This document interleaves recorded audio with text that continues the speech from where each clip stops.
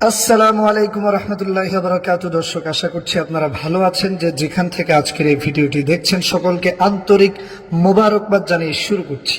প্রথমেই বলে নিচ্ছি, আজকের এই ভিডিওটি না টেনে সম্পূর্ণ দেখবেন, কারণ এই ভিডিওটি সম্পূর্ণ দেখলে আপনি খুশি হবেন, আপনি অন্তর থেকে দোয়া করতে বাধ্য হবেন।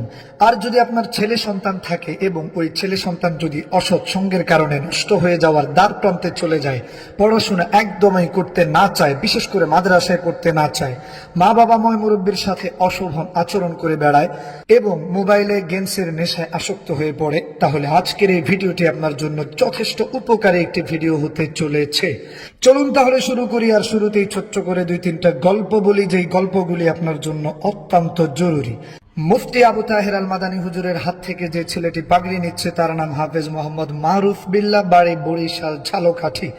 বাবা মায়ের ইচ্ছে ছিল তাকে কোরআনে হাফেজ বানাবে, সেই অনুযায়ী মাদ্রাসায় পড়াশোনাও শুরু করে, কিন্তু মোটামুটি কয়েক পারা হিফজ সম্পূর্ণ করতেই এলাকার দুষ্ট কিছু পোলাপানের পাল্লায় পড়ে নষ্ট হয়ে যাওয়ার উপক্রম হয়।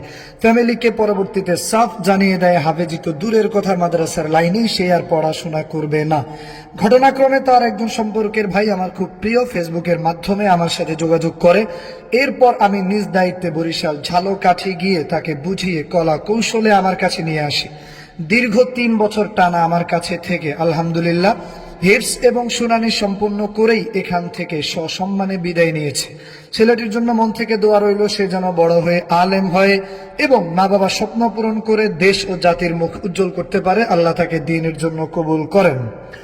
এবারে যে ছেলেটিকে দেখতে পাচ্ছেন তার গল্পটি আরেকটু আশ্চর্যজনক, আর একটু ভিন্ন ধরনের। এই ছেলেটার নাম হাফেজ মোহাম্মদ সিফাত, বাড়ি কুমিল্লা জেলা তিতাস থানা। ছোট থেকে জেনারেল লাইনে পড়াশোনা শুরু করেছিল, কিন্তু বয়স যত বেড়েছে ততই সে মোবাইলে গেমসে আসক্ত হয়ে পড়েছে, এছাড়াও আরো নানা ধরনের নেশায় আসক্ত হয়ে পড়ে।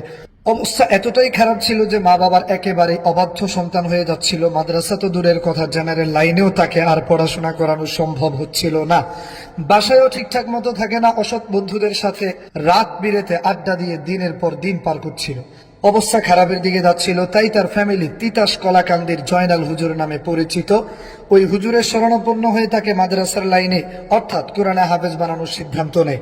ওই হুজুর আবার আমার সাথে যোগাযোগ করে তার ব্যাপারে পরামর্শ চাইলে আমি হুজুরকে বলি, আপনি শুধু যে কোনো ভাবে তাকে আমার পর্যন্ত নিয়ে আসেন, বাকিটা আমি দেখে নেব ইনশাআল্লাহ।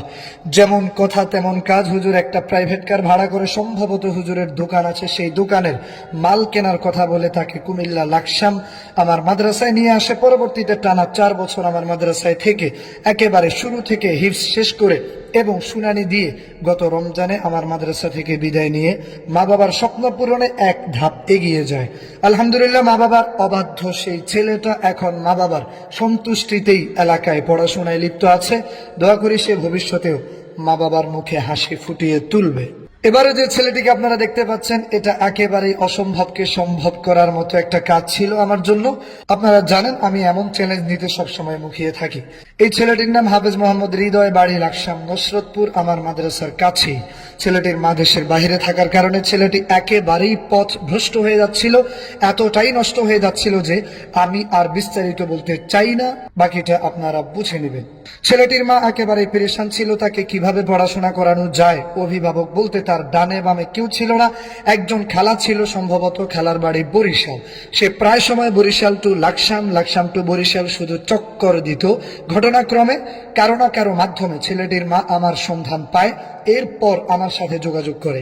আর আমি ছেলেটির ব্যাপারে খোঁজ খবর নিতে থাকি এবং জানতে পারি ছেলেটি বর্তমানে বরিশাল খালার বাড়িতে আছে। এরপর আমি দেরি না করে দ্রুত গতিতে বরিশাল ছুটে যাই এবং সেখানে গিয়ে দীর্ঘ সময় ছেলেটির সাথে কথাবার্তা চালাই। কোনোভাবেই ছেলেটিকে মাদ্রাসায় পড়াশোনা করানোর জন্য রাজি করাতে পারছিলাম না। চেষ্টা করিলে সফল হওয়া যায়, সেই অনুপ্রেরণা থেকেই চেষ্টা চালিয়ে যাচ্ছিলাম। আলহামদুলিল্লাহ, একটা সময় আল্লাহ পাক ছেলেটার মনে রহমত ঢেলে দিয়েছে, ছেলেটা আমার সাথে আসতে রাজি হয়েছে। আর এর পরের গল্পটা শুধুই আনন্দের। টানা 5 বছর একেবারে নুরানি নাজেরা থেকে হাফেজ হওয়া পর্যন্ত আমার কাছে থাকাকালীন 5 বছরে একবারের জন্য সে ঈদের ছুটিতেও কোথাও যাইতে চায়নি।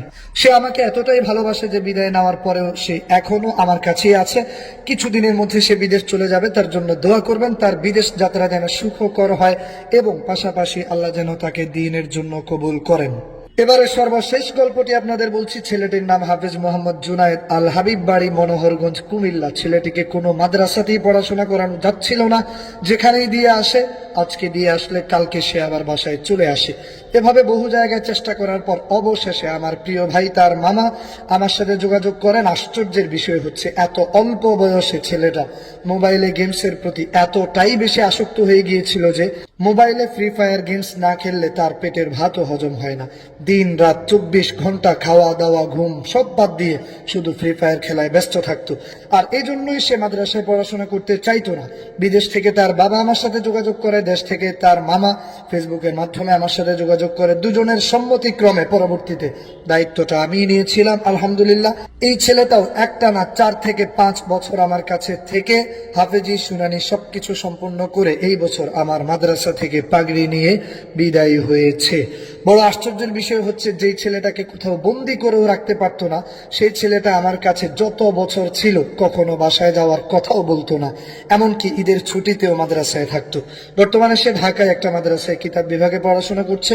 আল্লাহ পাক তাকে বড় হক্কানি আলেম হিসেবে কবুল করেন, সবাই দোয়া করবেন। প্রিয় দর্শক, আজকের মতো এখানেই বিদায় নিব। যাওয়ার আগে আপনাদেরকে শুধু এতটুকুই বলবো, আপনাদের যাদের ছেলে সন্তান পড়াশোনা করতে চায় না, মা বাবার অবাধ্য হয়ে যায়, বাড়িঘর ভাঙচুর করে মোবাইলে গেমসের নেশায় আসক্ত হয়ে পড়ে, তাকে আপনারা মারধর করবেন না, কৌশলে বিষয়গুলি সমাধান করার চেষ্টা করবেন। প্রয়োজনে আমার সাথে যোগাযোগ করবেন, ইনশাআল্লাহ আমি আপনার সন্তানের দায়িত্ব নেব। সবাই ভালো থাকবেন, সুস্থ থাকবেন। আসসালামু আলাইকুম রহমতুল্লাহি ওয়া বারাকাতুহু।